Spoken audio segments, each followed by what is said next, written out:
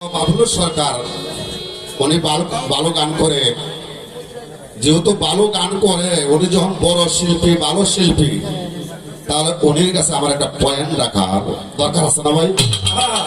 আমি ছোট্ট করে একটা পয়েন্ট রাখবো, যদি আপনারা অনুমতি দেন। আর কেন উনির কাছে আমাদের অনেক শিকার আছে, শিকার কোনো শেষ নাই। কেন যেহেতু আমরা শিখেছি কম, আরো শেখার সামনে অনেক বাকি আছে। তো বাবার কাছে একটি পয়েন্ট রাখবো,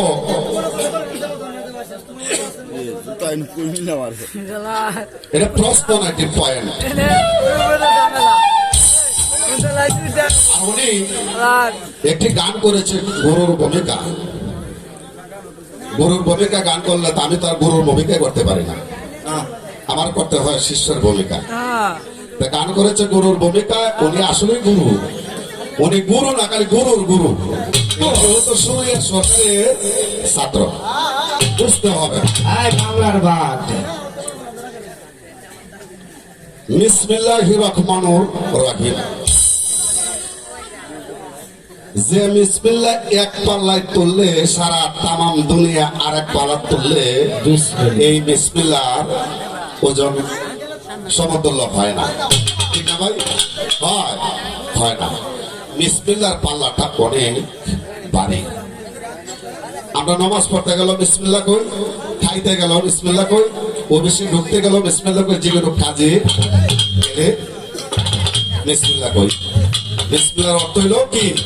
আমি আল্লাহ তোমার নামে শুরু করি। এই বিসমিল্লাহ ছাড়া কোনো মানুষ বিসমিল্লাহ কোনো কাজ করলে এটা বরকত নাজিল হবে না। আর এই বিসমিল্লাহ শব্দটা প্রত্যেকটি কাজে লাগে। আর এই বিসমিল্লাহ গঠিত 19টি হরফ দিয়ে। এই বিসমিল্লাহটা গঠিত, এই বিসমিল্লাহ গঠিত 19টা হরফ। এই 19টা হরফ এই দেহের মাঝে কোথায় আছে? একটা হলো কোরআন, আর একটা হলো দেহটা বার কোরআন। মানে এই দেহটাও একটা কোরআন। কোরআন হলো আল্লাহর বাণী, এই দেহটাও আল্লাহ সৃষ্টি করছে। এই দেহটাও একটা কোরআন, দেহ কোরআন, আর হলো আল্লাহর বাণী কোরআন। তাহলে আল্লাহ কোরআনে যদি বিসমিল্লাহ থাকে, তাহলে এই দেহ করে কোন জায়গায় বিসমিল্লাহ আছে?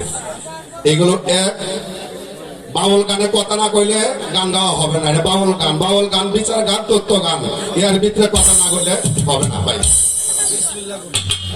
এই বিসমিল্লাহ যদি এই দেহ এই কোরআনে থাকে, তাহলে এই দেহের মাঝে এই বিসমিল্লাহর হরফ 19টা হরফ এই দেহের মাঝে কোথায় থাকে?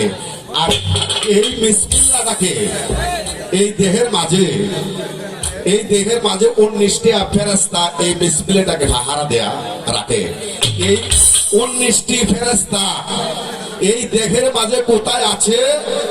আর 19টি ফেরেশতা এই দেহের মাঝে কোন কোন কাজে নিয়োজিত আছে? আর এই 19টি হরফ এই দেহের মাঝে কোথায় আছে? এই নিয়ে আমার একটু বাবার কাছে জানার বিষয়। খবর আছে। বিসমিল্লাহ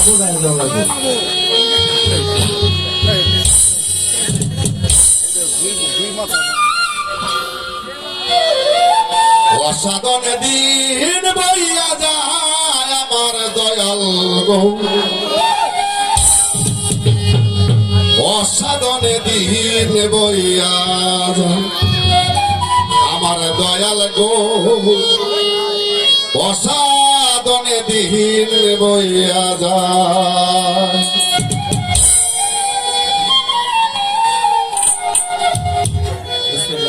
অসাধনে দিন বইয়া যায় আমার দয়াল গো, অসাধনে দিন বইয়া আমার বান্ধব রে, অসাধনে দিন বইয়া যায়।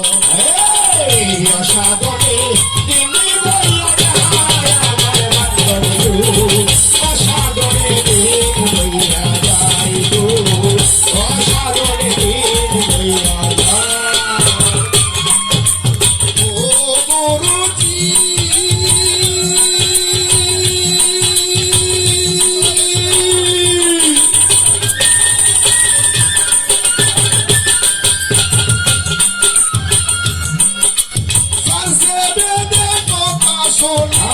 ব্রাহ্মণ হইয়া লক্ষ জনী তারপরে মানব জনম পায় আমার দয়াল গো তারপরে মানব জনম পায় ও গুরুজি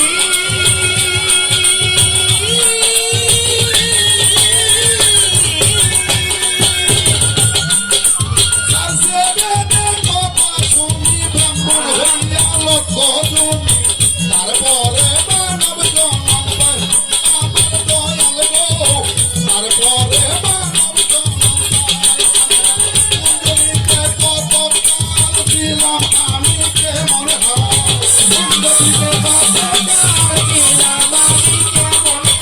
কুঞ্জনিতে কত কাল ছিলাম আমি কেমন হাল কেমন ছিল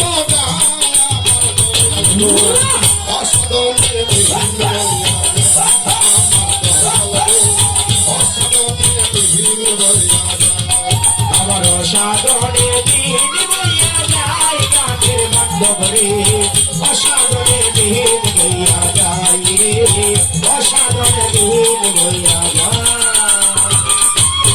ও গুরুজি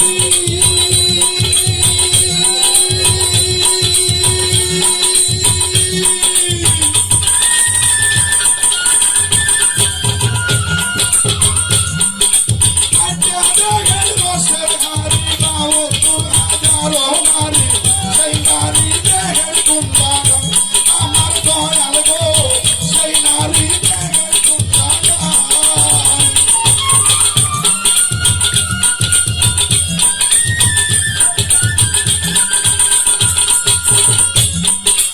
ও গুরুজি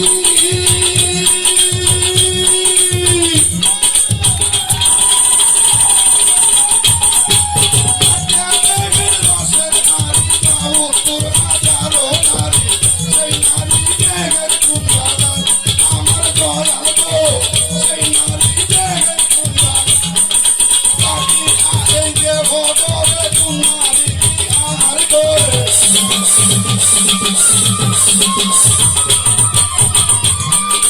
বাকি আই যে ভোরে কুমারী আহার করে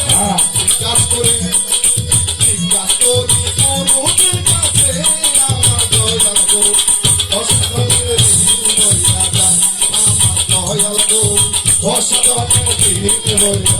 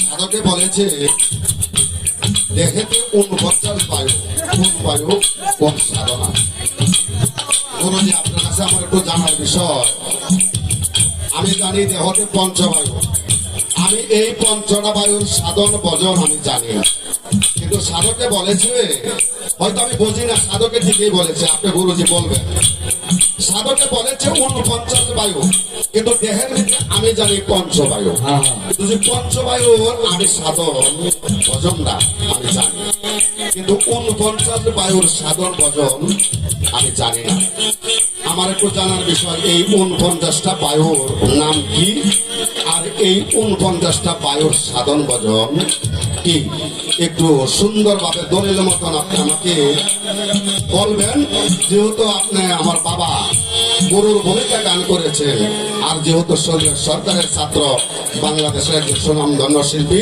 আমি জানি আপনার দলিল মতন, আশা করি আপনি সুন্দরভাবে জবাব দিতে পারবেন।